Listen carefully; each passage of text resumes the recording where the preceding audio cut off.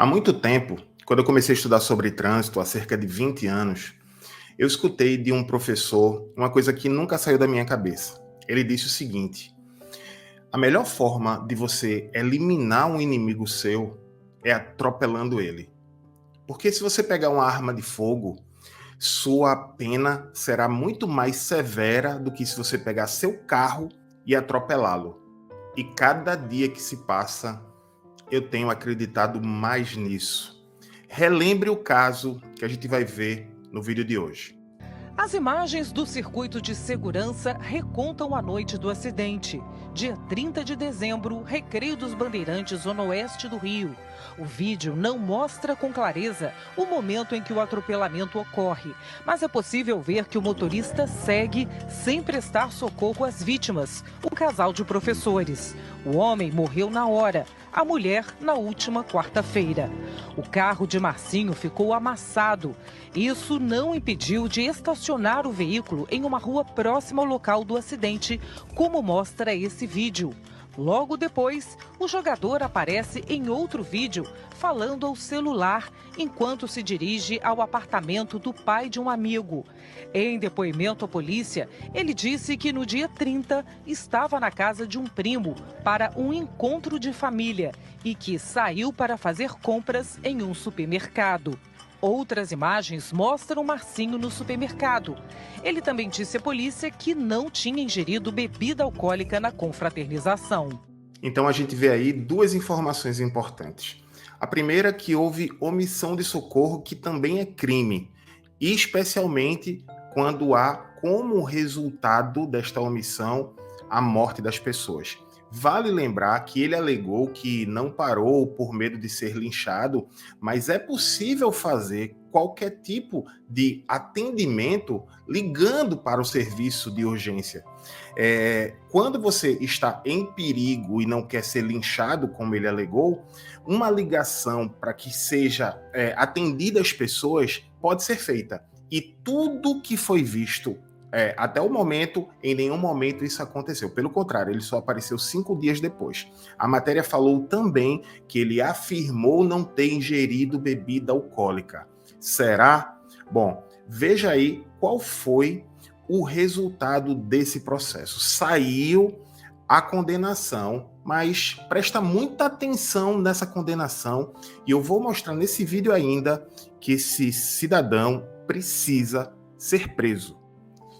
Quando a gente lê a matéria assim, o jogador Marcinho é condenado a 3 anos e 6 meses. Você pode até pensar assim, poxa, só isso? O cara vai ficar preso só isso depois de ter matado 2 pessoas por atropelamento que matou o casal de professores. Aí quando você vem aqui, ex-lateral direito do Botafogo não será preso, já que a pena foi convertida em prestação de serviço a entidades que ainda serão definidas. Mas tem alguns detalhes que são importantes nesse caso, né? Primeiro que já não se considerou a omissão de socorro, né? Que tem pena de 1 a 6 meses, podendo ser triplicada em caso de morte. Mas olha só uma matéria do que foi revelado.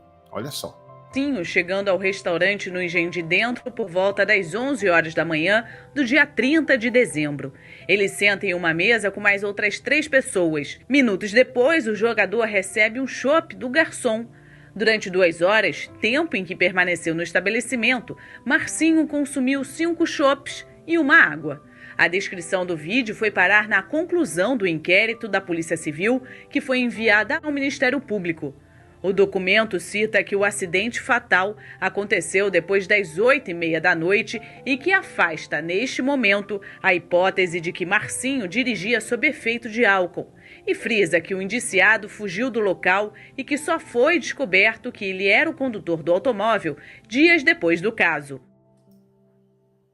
Isso porque só se apresentou após 5 dias.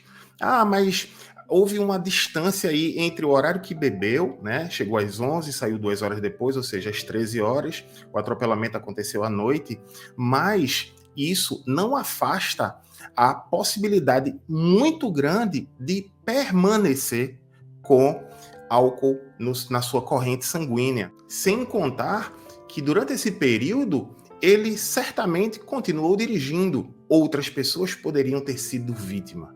E esse detalhe de ter ingerido bebida alcoólica, desculpa a ironia, muda tudo no caso específico. Por quê?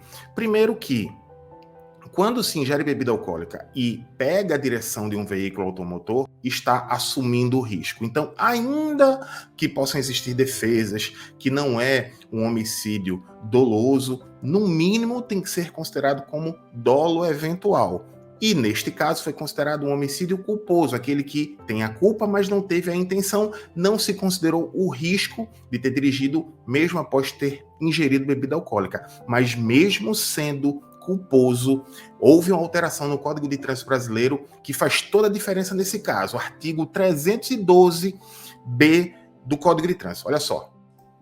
Aqui no artigo 302, que fala de praticar homicídio culposo na direção de veículo automotor, que foi o caso, né? Ele foi indiciado como homicídio culposo, condenado como homicídio culposo. No parágrafo 3º, ele diz o seguinte, ó: se o agente conduz veículo automotor sob a influência de álcool ou de qualquer outra substância psicoativa que determine dependência, reclusão de 5 a 8 anos e suspensão ou proibição de se obter a permissão ou a habilitação para dirigir veículo automotor. Ah, mas aí ele poderia ainda cumprir liberdade. Mas olha só o que diz o artigo 312-B. A gente leu ali o parágrafo 3º do artigo 302. Olha só, artigo 312. Aos crimes previstos no parágrafo 3º do artigo 302, foi o que eu acabei de ler, e também aqui no caso de lesão corporal culposa, que eu não li, não se aplica o disposto no inciso 1 do caput do artigo 44 do decreto 2848, que é o Código Penal, que é substituir a pena privativa de liberdade por pena restritiva de direitos.